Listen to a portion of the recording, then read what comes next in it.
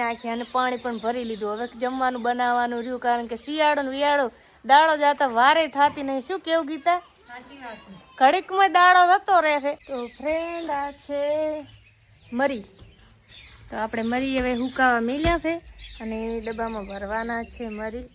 પછી આ છે ધાણા. જ્યાં ધાણા જીરું એવું છે કે હવાયું હોય એટલે કૂટવામાં થોડીક તકલીફ પડતી હોય, તો આપણે થોડુંક તપાડીએ તો મસાલો કૂટવામાં હોજવું પડે.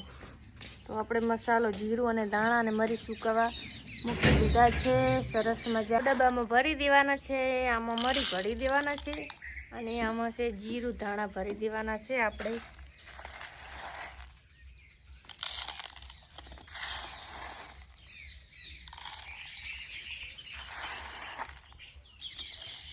આ ડબ્બો ભરીને છે મરી. થાળીમાં તો વધારે દેખાય છે. ધાણા જીરું પણ થોડું છે, મીડિયમ જ છે. બધું એટલું માપનું જ રાખવાનું, વધારે નહીં. અને પાછળ જુઓ અમારે લંગી લે લંગુ અહીંયા જોયું ને ફ્રેન્ડ, દેખાય ને લંગડી. અમારે એને લંગુ પાડી હે અપંગ હે પગેથી, એટલે લીંગુ એ લે. અને બહાર કાઢવું ને એટલે જોર આવે છે, એટલે અંદર અંદર પહેરી આગળ દાડા ગોદડું પાથરી દે. તો ભરી દીધા છે મસાલા ઓલરેડી. મસાલો ધાણા તો નહીં લાયા, કાલે ભૂલી ગયા છે લાવવાના, અને મરી લાયા. તો ધાણા અત્યારે ખરે રાશે એટલે લાવશે. મસાલો તો જોવે, કારણ કે શાકમાં જીરું ધાણા વગર તો શાક મીઠું થાય નહીં. મરી તો દાળમાં બટેકામાં મને બહુ ભાવે છે. હવે ખાવા બનાવું છે, વિચારું છું કે શેનું શાક બનાવું. એમ તો લાઈ છે લગભગ પાલક, પણ વિચાર આવે કે પાલકનું હાજે બનાવું. તો અત્યારે હવે વિચાર કરું રહીશું, દાળ બનાવું કે છાશ વઘારું કે કઢી બનાવું કે. આ છે અમારું રસોડું, અમારા ગરીબોનું રસોડું છે. મિત્રો કેવું છે કોમેન્ટ કરજો. અમારે એવી તો નથી, મજૂરીયા માણસ છીએ.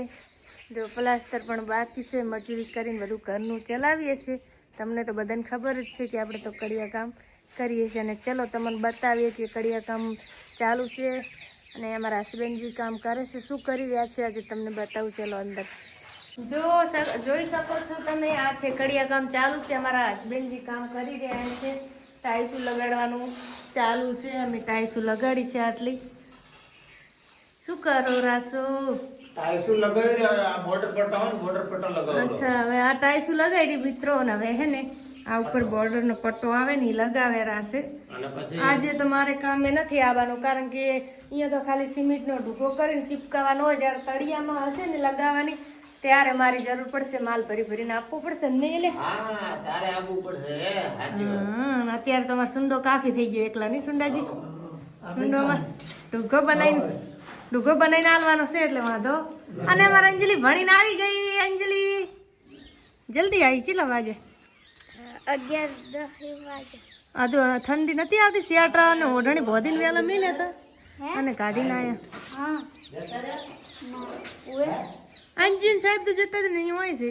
અહીં ભારતીની સ્કૂલ અલગ નહીં.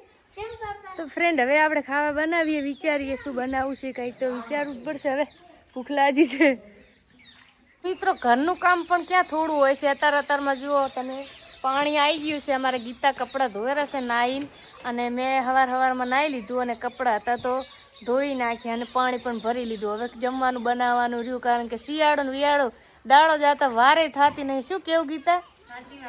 ઘડીકમાં દાડો જતો રહે છે.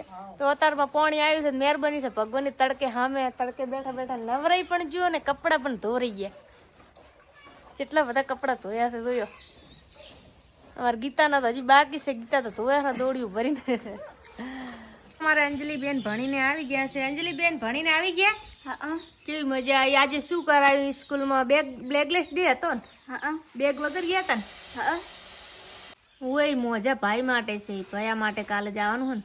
રાધનપુર ભાઈ જવાનું કાલે માટે મજા. હા, ભયા પાસે જવાનું હોસ્ટેલમાં કાલે મળવા. રવિવાર છે તો ભયા માટે લાયા છે મોજા. એટલે છે તો ભયા ના પડ્યા રહ્યા છે. તેને ક્રિકેટ રમવામાં કોમ આવે ને, કેચ કરવા જાય તો પકડી ભયા માટે. એટલે ભૂલી ગયો હોય તો આપણે કાલે હોસ્ટેલે જવાનું. તારે આવવાનું? હા, માર તો પહેલું આવે. કેમ આવવાનું? ભાઈને મારવા પહેલવા તને ફાવે ભયા વગર? ના કઈ ભાવ ભયાને મળવા જાવું હે ને?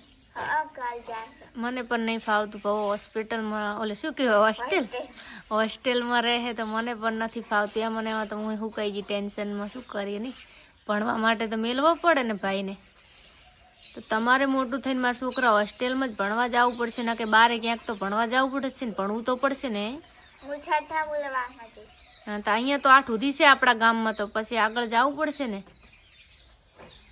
ભયાને મેલ્યો ભયો 9માં છે એટલે બારે મૂકી દીધો ખાવાનું શું બનાવ્યું ખાવાનું હજી કાંઈ દીકા બનાવ્યું નથી શું બનાવું વિચારું છું હજી તો છે ને કઢી બનાવી વાળી મને ઘી નાખીને મજા આવે મને ભાવે બનાવી દે હા લીલા મરચાની કે પીળી કઢી બનાવ લીલા મરચાંની લીલી કઢી ઘી નાખીને ખાવાની મજા આવે નહીં શિયાળો છે હા તો મિત્રો કોને કોને શિયાળામાં કઢી ભાવે છે કઢી અંદર ઘી નાખીને ગરમ ગરમ બાજરીનો રોટલો મોહળીને ખાવાની મજા કંઈક અલગ છે નહીં અમારા અંજલિને કઢીમાં ઘી નાખીને બહુ મજા આવે છે તો સારું અમારા અંજલિ બેન કહેરા છે કે કઢી બનાવી દે મમ્મી તો કઢી બનાવી દઈએ તો લસણ બસણ ફોલાવશો હા જરૂર મરચાં કૂટવો પડશે લીલા મરચાં કૂટશે તો લીલી કઢી બનશે ને હું લીલા મરચાં કૂટીશ લીલા ધોણા ને કોથમીર લઈ આવો પછી દુકાને જઈને હો સારું હે આજ તો કઢી ખાવાની મરચાં મારી અંજલિની ફેવરેટ કઢી છે એટલે કેટલી ખુશ થઈ ગઈ મારી ઢીંગલી ગોડું